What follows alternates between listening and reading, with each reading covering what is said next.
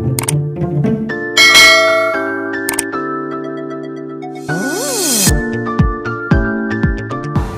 di bumi 80 tahun, 70 tahun, 120 tahun. Tetapi hidup di sorga itu selama-lamanya. Tapi lihat wajah Bapak. Siapakah yang menjamin kita masuk sorga?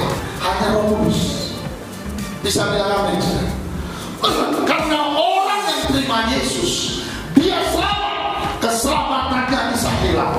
Roh Kuduslah yang menjaminnya.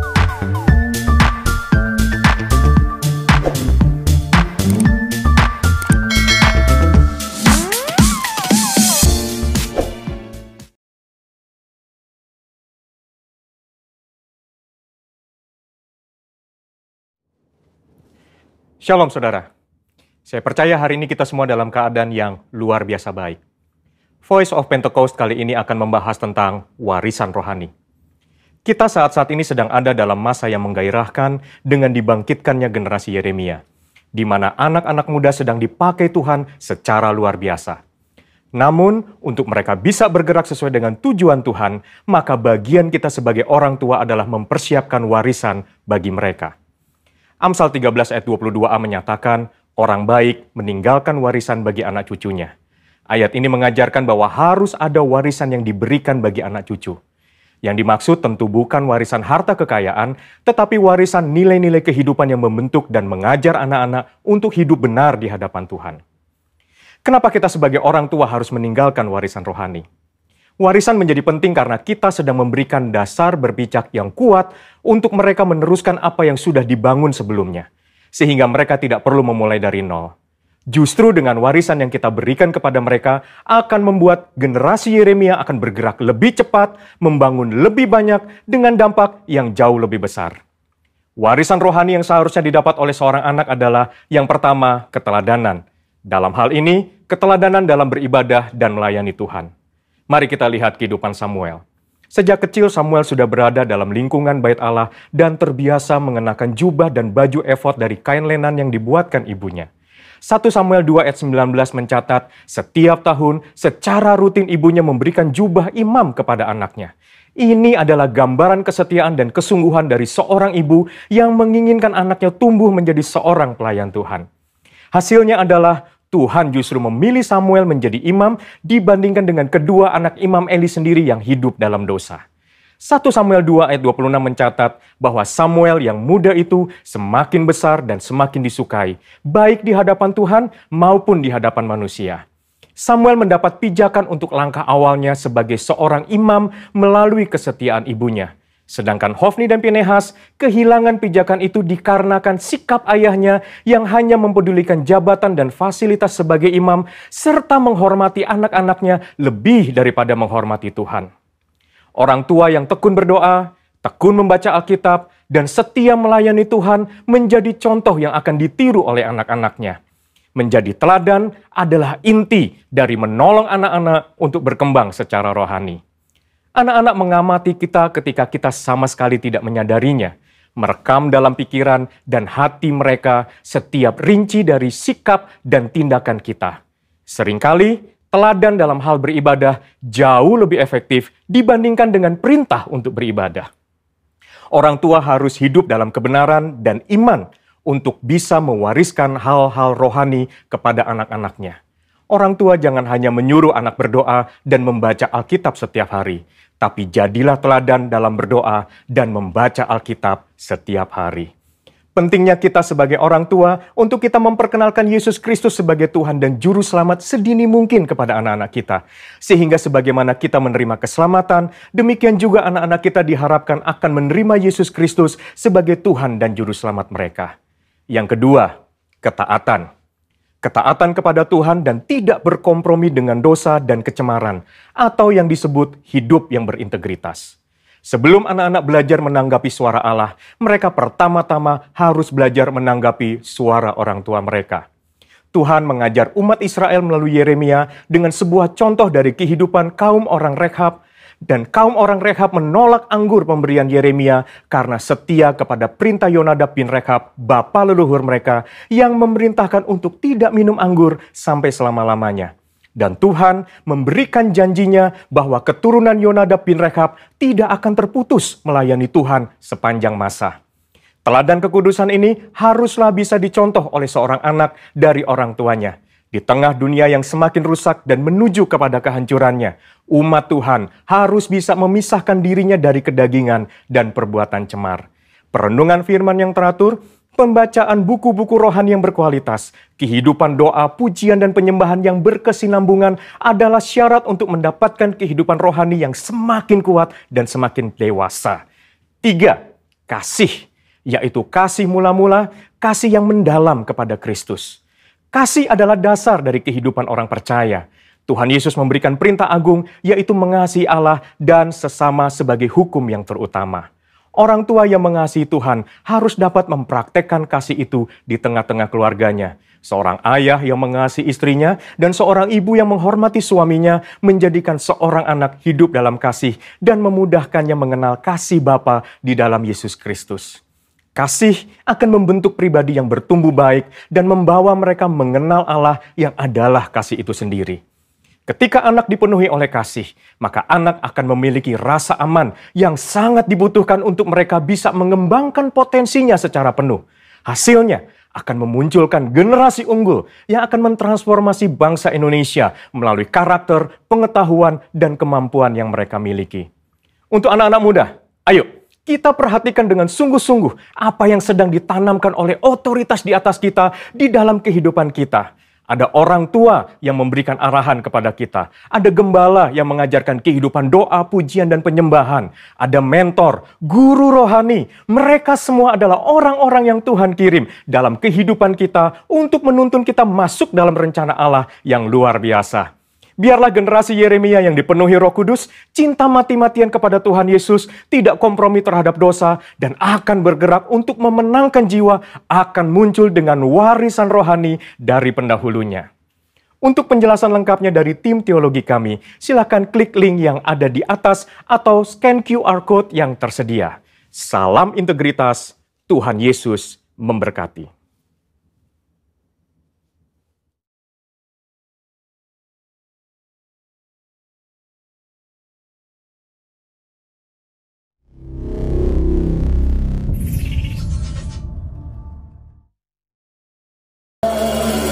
Bapa di surga, kami mau makan minum dari firman-Mu.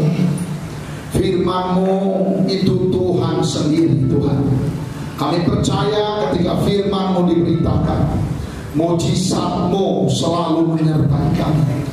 Dalam nama Yesus kami telah berdoa, haleluya. Sama-sama katakan amin. Silakan duduk Bapak Ibu. Mari kita buka kitab kita, Kisah Para Rasul pasal 1 ayat 8. Firman Tuhan kita beri tema, hidup kita harus dipenuhi dengan Roh Kudus. Mari kita baca kitab kita, Kisah Para Rasul pasal 1 ayat 8. Kita baca sama-sama. 2. Iya. Tetapi kamu akan menerima kuasa kalau Roh Kudus turun ke atas kamu, dan kamu akan menjadi saksiku di Yerusalem, di seluruh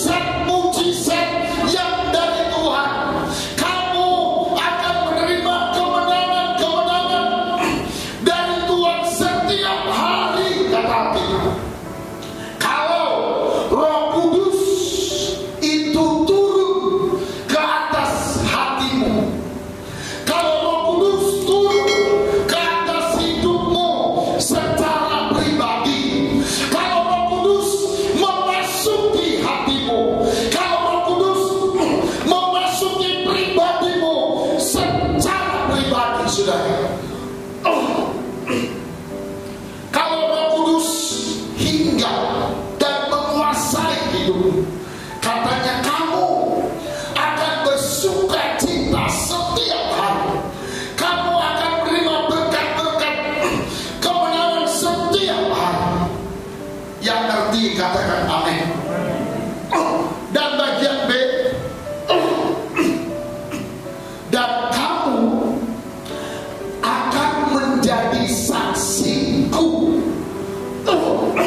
Saksiku artinya kamu akan menjadi martir bagiku. Kamu akan menjadi pemberita Injil. Bahasa sehari-harinya, kamu akan menjadi alat Tuhan yang indah. Kamu akan diberkati Tuhan, dipakai Tuhan dengan luar biasa. Pertama, di rumah, kalau suami, jadi suami yang diberkati Tuhan. Kalau istri, dia akan jadi istri yang diberkati Tuhan. Kalau dia mahasiswa, dia akan jadi mahasiswa yang dipakai oleh Tuhan. Kata kita, kamu akan menjadi alatku di rumah tangga, di tempat kerja, di tempat usaha. Nggak cukup di situ, kita katakan di gereja, di pelayanan, kamu akan jadi orang yang selalu dipakai Tuhan. Kamu akan selalu jadi berkat buat pekerjaan Tuhan. Yang mengerti katakan amin. Saudara, dari firman Tuhan yang sangat-sangat luar biasa, firman Tuhan yang sangat-sangat hebat ini, Tuhan Yesus menggarisbawahi, Tuhan Yesus memerintahkan dengan tegas di dalam Alkitab kita. Saya secara pribadi, saudara secara pribadi harus penuh Roh Kudus. Kalau kita sudah terima Yesus, kita harus penuh Roh Kudus. Nggak boleh setengah-setengah, nggak boleh ecek-ecek. Yang mengerti katakan amin. Katakan sama-sama, harus penuh Roh Kudus. Itulah cirinya Pentakosta. Itu cirinya karismatik. Tapi bukan Pentakosta atau karismatik. Itulah cirinya orang yang bertobat, orang yang telah dibaptis dan hidup baru. Dia harus dipenuhi dengan Roh Kudus.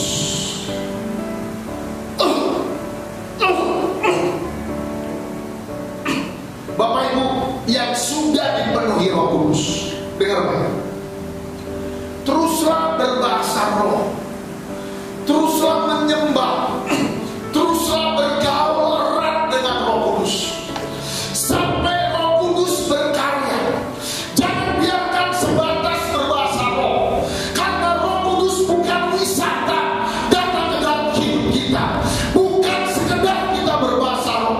Terus sampai kita dipimpin dalam segala kasih karunia-Nya. Yang belum penuh Roh Kudus, dengarkan, berdoalah, minta engkau dipenuhkan Roh Kudus.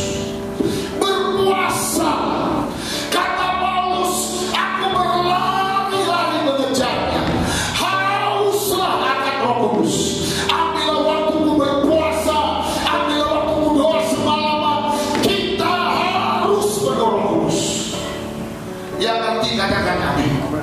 Anak-anak gadis, anak-anak muda, bapak-bapak, ibu-ibu, dengar bapak. Mari kita harus dipenuhkan dengan Roh Kudus. Yang belum, minta sungguh-sungguh. Jangan main-main, jangan setengah hati. Jangan bilang udah sebulan Pak Pendeta belum dapat, udah setahun pendeta belum dapat. Terus, karena Roh Kudus itu Tuhan yang berparakletos di dalam diri kita. Katakanlah amin. Kita beri tepuk tangan buat Tuhan. Katakan amin. Mari sama-sama katakan, aku harus berurus. Kurang kuat buaya.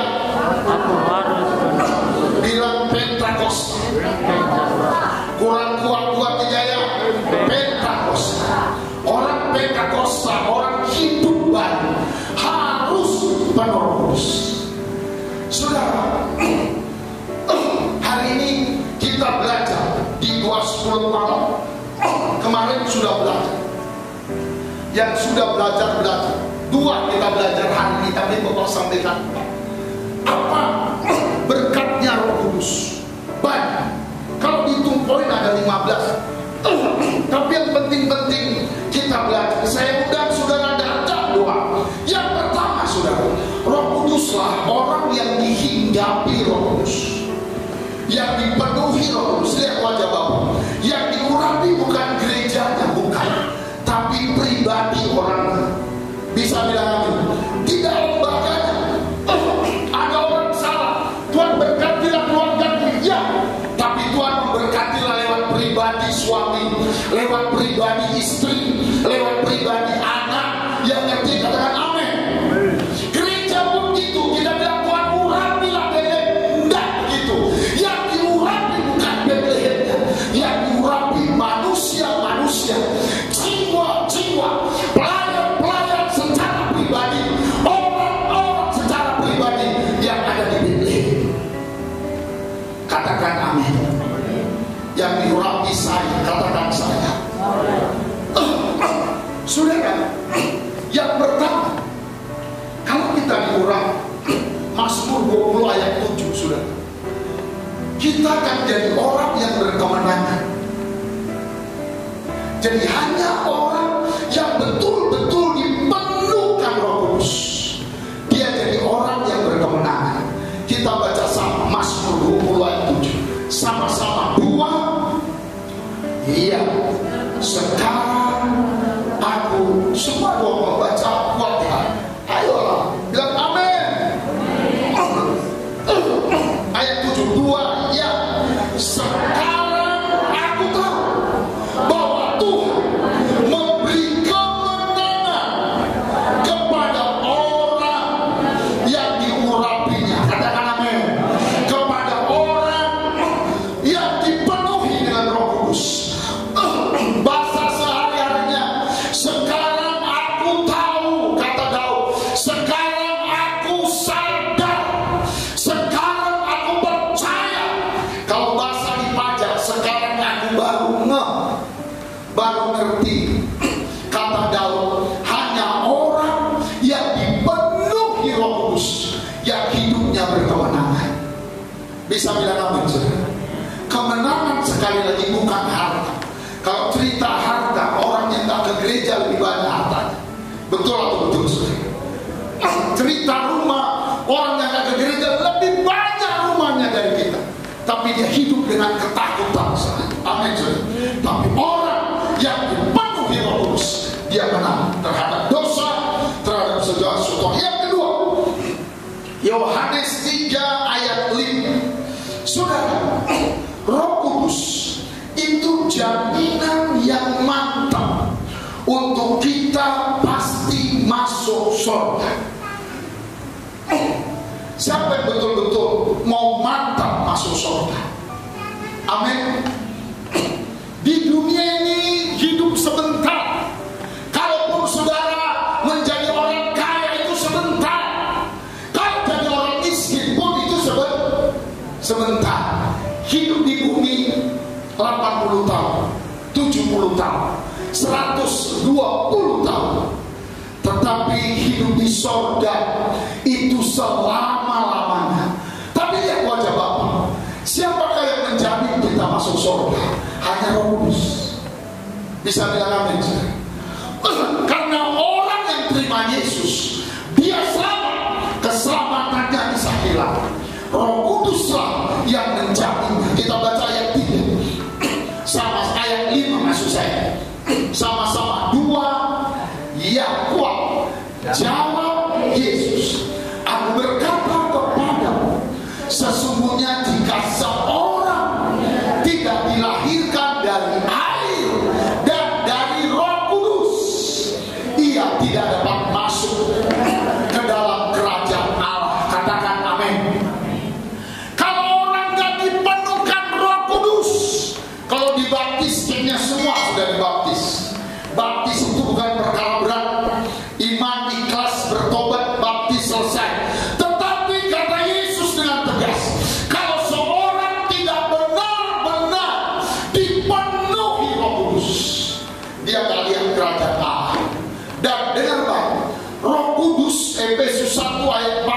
dibuka, itulah yang menjamin kita pasti masuk surga. Katakan amin. Yang kedua, orang yang penuh Roh Kudus tidak masuk pada aniaya antikris 666. Ada orang yang heboh, awas, vaksin itu corona, vaksin corona itu ada 666. Enggak. Orang yang penuh Roh Kudus enggak kena 666. Yang kena 666 orang yang enggak penuh Roh Kudus. Itulah yang dianiaya. Saya mau tanya Bapak Ibu mau pilih masuk dianiaya 666 atau tidak masuk dianiaya tapi diangkat ke surga? Pilih yang mana? Siapa yang pilih dianiaya 666? Katakan. Enggak ada. Di mana tahu kebal? Dipotong sedikit kasih asam, tangannya dijepit pintu tutup itu. Saudara, siapa yang mau sungguh-sungguh tidak masuk zaman antikris, dia tidak kena aniaya 666. Katakan. Saudara, itu sebabnya lihat wajah Bapak agak ngotot memaksa bapak-bapak, ibu-ibu, saya kalau kau masuk pada zaman antikris, saya kalau kau bisa selamat, haleluya. Tapi belum tentu kita sanggup. Ada yang sanggup dianiaya? Amin. Jadi Roh Kudus itu yang melindungi kita. Katakan amin. Nah, kita lihat ayat, kita baca dulu Efesus ayat 14. Dan Roh Kudus itu adalah jaminan bagian kita sampai kita memperoleh apa? Seluruhnya. Apa itu? Penebusan oleh darah Yesus yang menjadikan kita milik Allah untuk memuji-muji kemuliaan Allah, untuk jadi hidup baru. Saudara, kenapa kita tidak ikut dianiaya? 1 Tesalonika 4. Karena ini tiap-tiap ada meninggal, Bapak selalu ingat.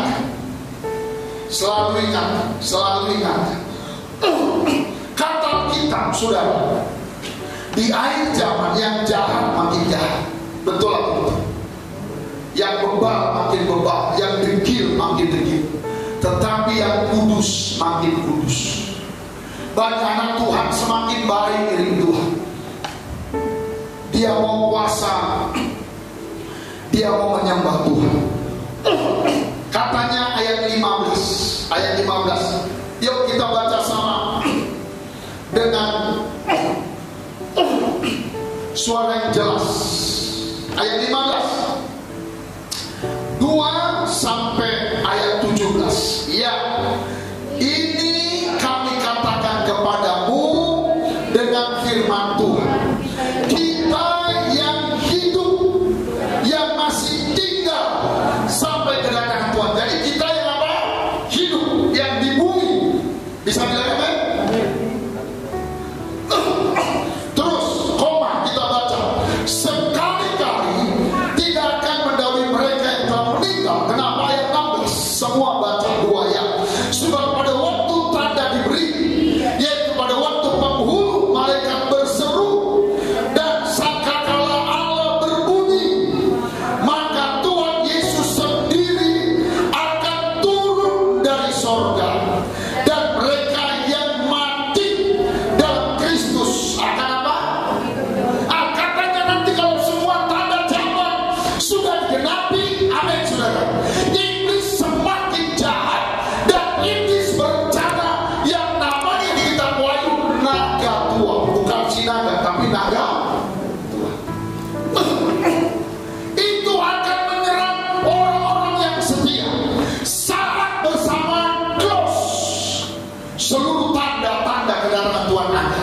Sangkakala Allah ditiup oleh malaikat di surga.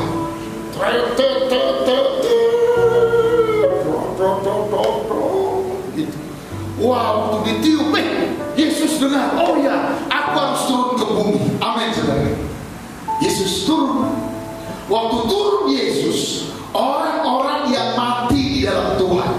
dia bangkit lebih dahulu.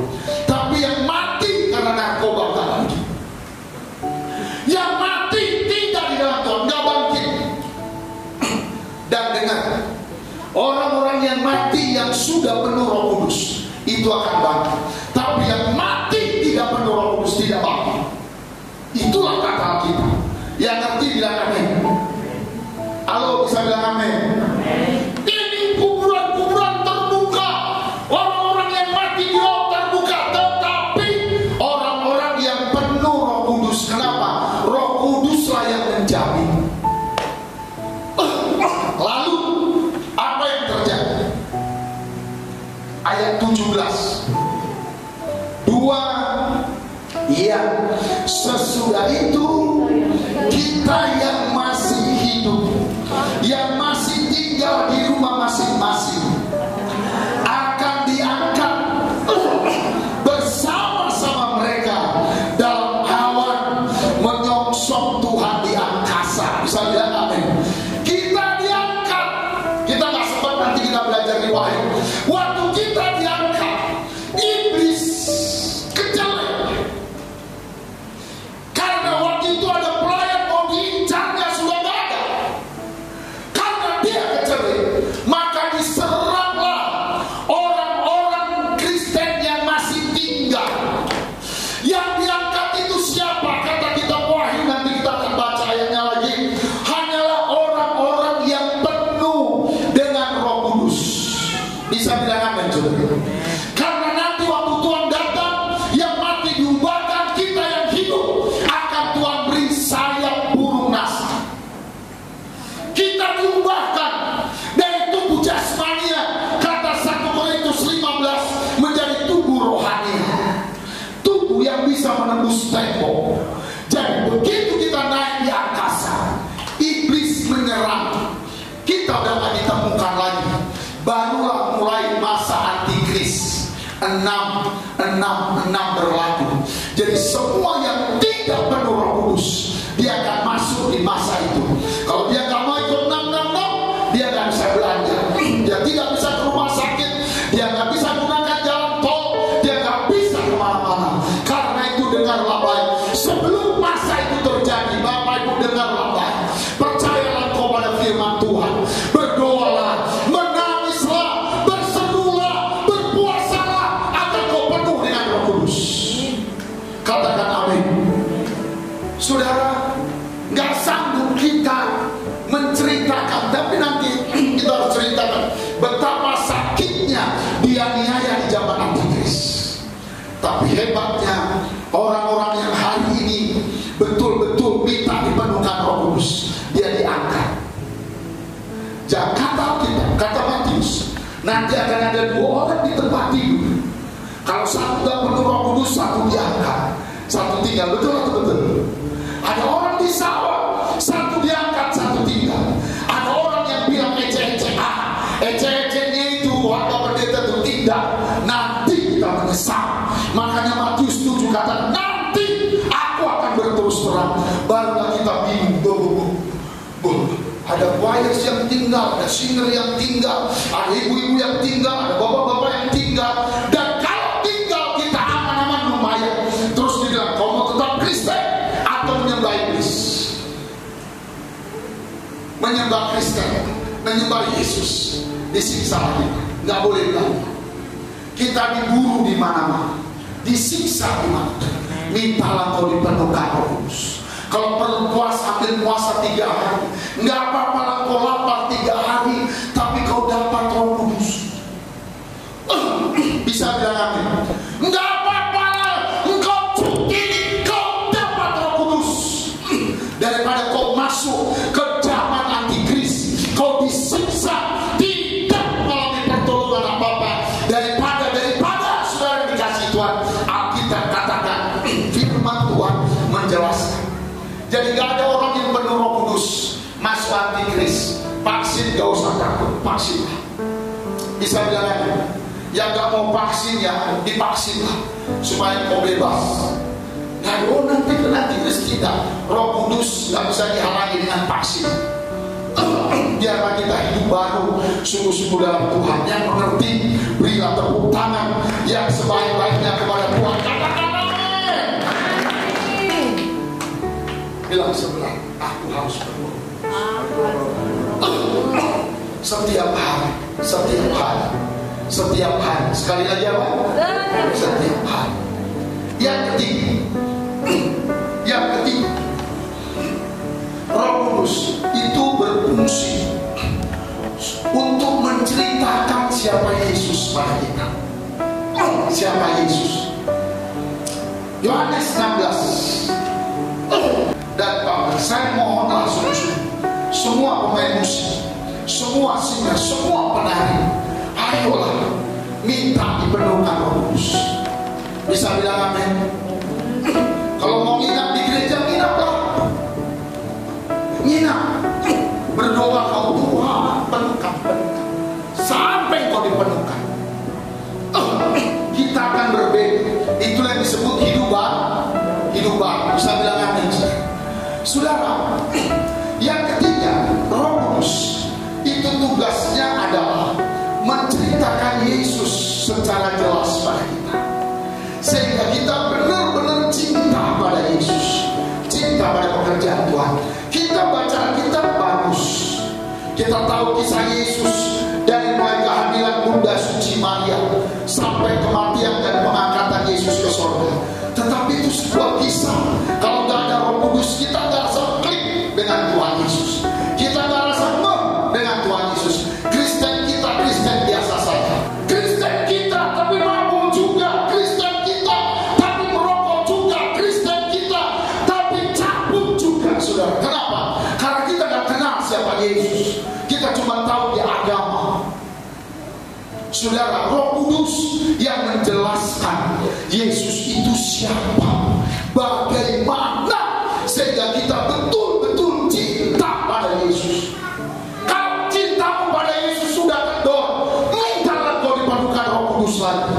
Apa yang kita tahu selama ini tidak ada apa-apanya, tapi Roh Kudus dia akan meyakinkan di roh kita, di batin kita. Kita baca 13 dan 14. Yohanes 16. Mari kita baca sama-sama. 2. Ya, tetapi apabila Roh Kudus datang, yaitu Roh kebenaran, Ia akan memimpin kamu ke dalam seluruh kebenaran. Siapakah kebenaran? Yesus. Yesus bilang, akulah jalan, kebenaran dan hidup. Jadi Roh Kudus akan memimpin kamu mengenal kebenaran itu dengan sebaik-baiknya. Yuk kita baca terus. Sebab 2 ya, sebab Ia tidak akan berkata-kata dari dirinya sendiri. Terus, kenapa ada orang susah berkorban, susah beri persembahan? Dia tidak kenal siapa Yesus. Pikirnya Yesus itu meminta-minta, gereja itu bisa-bisa. Tidak. Mari kita lihat Roma 8:35 dan 39. Hidup kita alami 35 sama-sama. Semua baca 35. 2. Ya, siapakah yang akan memisahkan kita dari kasih Kristus? Penindasan atau kesesatan atau penganiayaan atau kelaparan atau ketelanjangan atau bahaya atau pedang. Rupanya hidup ini ada kelaparan, ada aniaya, seperti sekarang ada corona. Ada orang gara-gara itu tidak ke gereja, tidak baca Alkitab, tidak berdoa. Siapa yang memisahkan? Kalau kita kenal Yesus, tidak ada yang memisahkan. Bisa bilang amin? Kecil lah. Kalau cuma gerimis kecil aja, nggak ada mobil kami Pak Pendeta. Tidak, itu Anda perlu penuh Roh Kudus, supaya Roh Kudus menjelaskan bagaimana hebatnya Yesus. Bisa bilang amin? Roh Kudus menjelaskan. Ayat 39. Kita baca sama. 2 ya. Atau semua baca 2, 3 ya.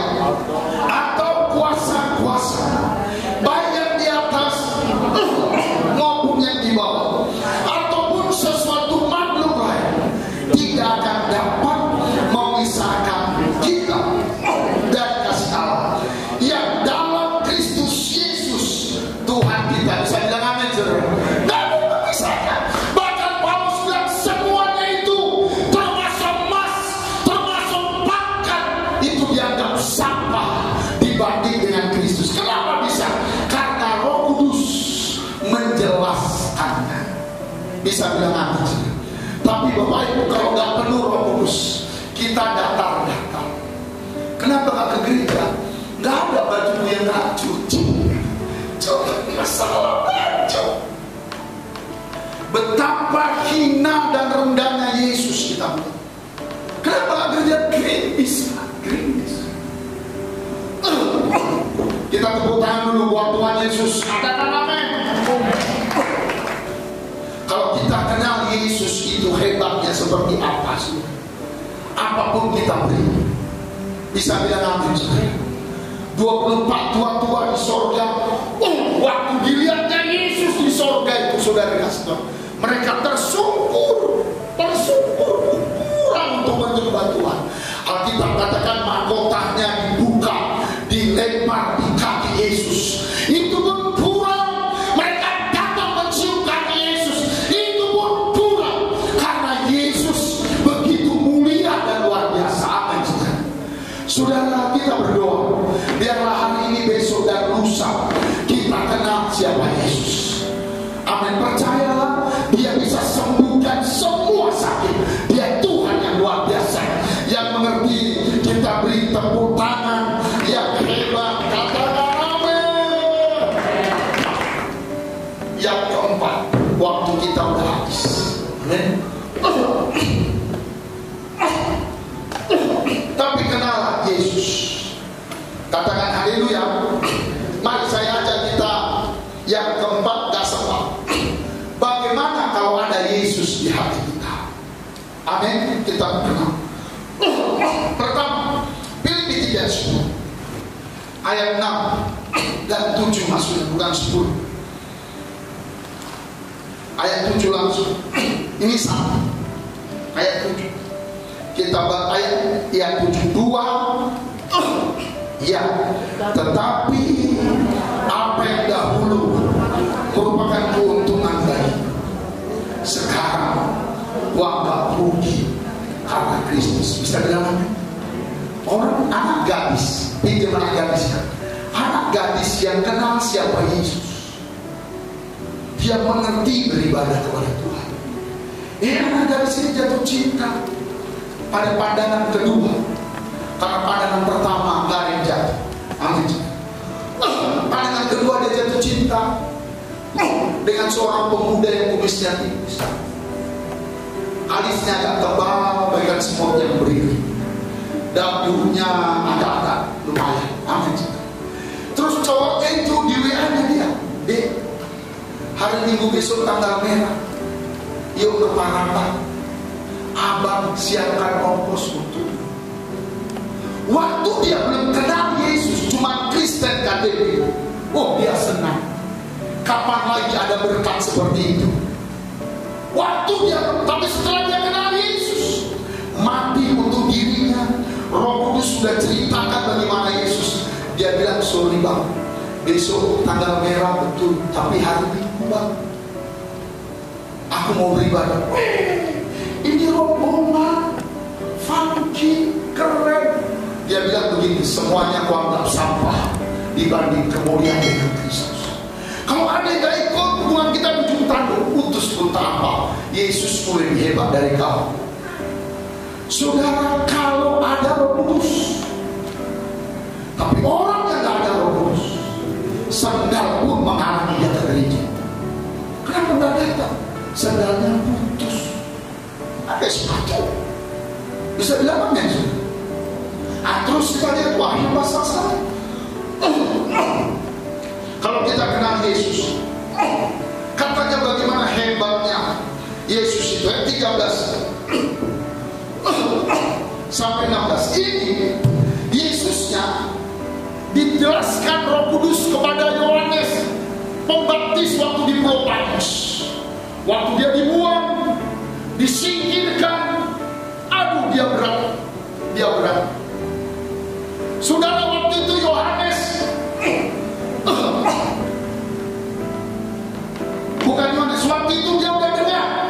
Waktu Yohanes ke Turki, dia dengar ada satu orang hamba Tuhan, gembala gereja di Semir, namanya Polikarpus. Itu Wahyu pasal 2. Gembala di Semir itu Polikarpus udah melayani Tuhan 60 tahun. Waktu itu umurnya 96 tahun. Dia ditangkap oleh pemerintah, dilarang memberitakan Injil.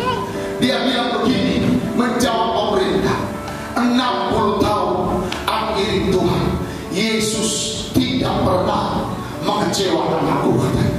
Sekarang pun aku tidak akan pernah mengecewakan dia. Tahu apa yang dialami Polikarpus? Pemerintah membuat kuali yang besar, ditaruh api besar, ditaruh minyak, dia digoreng hidup-hidup. Kalau kau tidak sangkali imanmu, kalau kau harus pergi ke gereja, kami goreng kau hidup-hidup. Dia bilang dalam kalimat itu, 60 tahun aku mengiring Yesus, Yesus tidak sekalipun mengecewakan aku, katanya. Ini pun aku tidak akan mengecewakannya, sekalipun aku harus digoreng hidup-hidup. Akhirnya Polikarpus umur 96 tahun diangkat hidup-hidup, dimasukkan kuali, digoreng, dan dia mati di sini. Kenapa dia tahu? Kenapa dia berani? Karena Roh Kudus menceritakan siapa Yesus itu. Saudara, mintalah selama seminggu ini Roh Kudus ceritakanlah Yesus. Seperti apa dia? Tuhan akan bercerita di hati. Dan Tuhan mendorong ayat 13. Wahyu pasal 1 sampai ayat 16. Mulai 12 ya. Ini penglihatan Yohanes di Pulau Patmos. 2. Ya, lalu aku berpaling untuk melihat suara yang berbicara kepadaku. Di tengah aku berpaling, tampaklah kepadaku 7 kaki dia dari emas. Jadi waktu dia berdoa di Pulau Patmos, ada yang bersuara, Yohanes, katanya. Dia berpaling, yang nampak 7 kaki dia. Disuarai terus apa lagi? Ayat 13, baca sama 2 yang, dan di tengah-tengah kaki dia itu ada seorang serupa anak manusia. Siapa anak manusia? Yesus. Terus kita baca, berpakaian jubah yang panjang sampai di kaki, dan dadanya berlilitkan ikat pinggang dan emas. Ayat 14. Di sini dia terkagum-kagum. 14:2 ya. Kepala dan rambutnya putih bagaikan bulu yang putih mentah, dengan matanya bagaikan apa? Pernah lihat mata kayak nyala api? Kalau api berubah Jepang itu apa? Jepang berubah kan itu kan. Mata Yesus tidak seperti waktu mereka sama di bumi. Matanya bagaikan nyala api, katanya. 15. 2 ya, dan kakinya mengkilat bagaikan tembaga membara di dalam perapian. Suaranya bagaikan desau air bah. Kalau panggil tiga gitu, tiga. Wais, itulah karya Roh Kudus. Kau akan mengalaminya kalau kau penuh dengan Roh Kudus. Itu sebabnya kita kagum. Kita bilang I love you Tuhan, I love you, love makulah.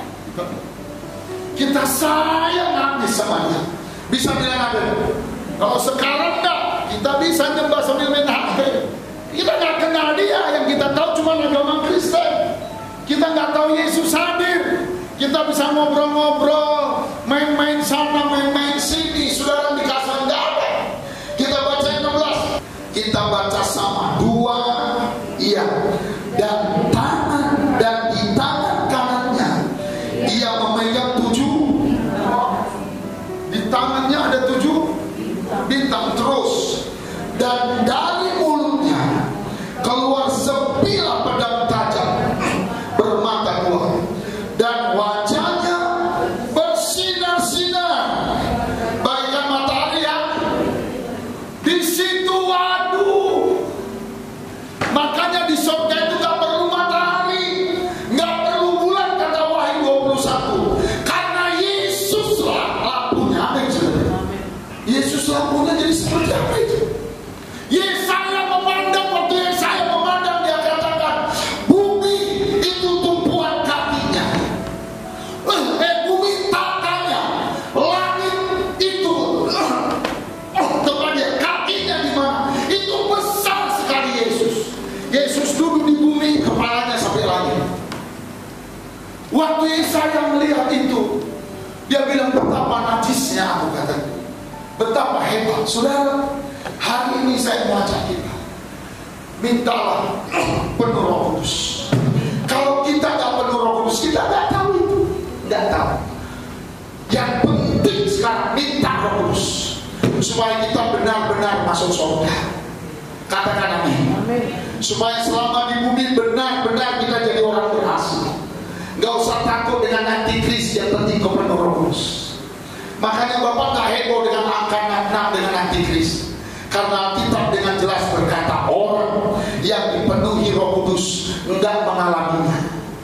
Tapi kalau ada Bapak Ibu yang mengimani masuk antikris, jangan, bisa bilang amin. Memang waktu zaman antikris kalau mau kaya cepat, karena mobil anak Tuhan tinggal, rumahnya tinggal, ambillah mobilnya. Tapi nggak bisa kau ambil kalau nggak punya 66. Nah, kalau mau kau ambil murtad, nanti tanah, surat tanah, sertifikat tinggal. Masuk aja di lemari-lemari orang, di rumah-rumah. Kita udah bersama Tuhan di. Jadi kalau ada dia bilang Pak Pendeta enggak mau penuh Roh Kudus. Kenapa mau jadi konglomerat? Minimal zaman antikris. Janganlah, kita bertobat. Yang mengerti, kita beri tepuk tangan yang meriah sekali. Katakan amin.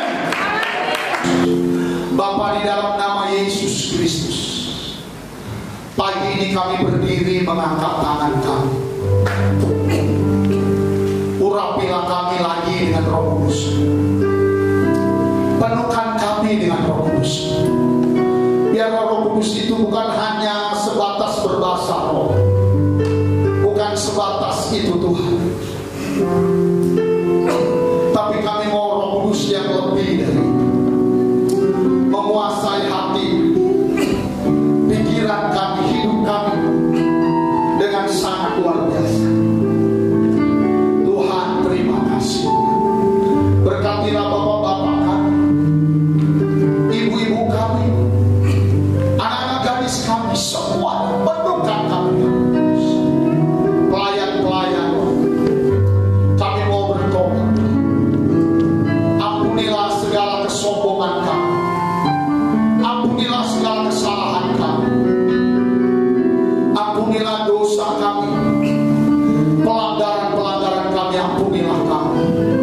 Kami mau dipenuhkan dengan Roh Kudus. Bapak hambamu telah berkata-kata buat jemaatmu Tuhan. Kalimat hambamu akan hilang, tapi firmanmu biarlah mengiang-iang di hati kami, di rumah kami, di tempat kerja kami. Biarlah kami semuanya di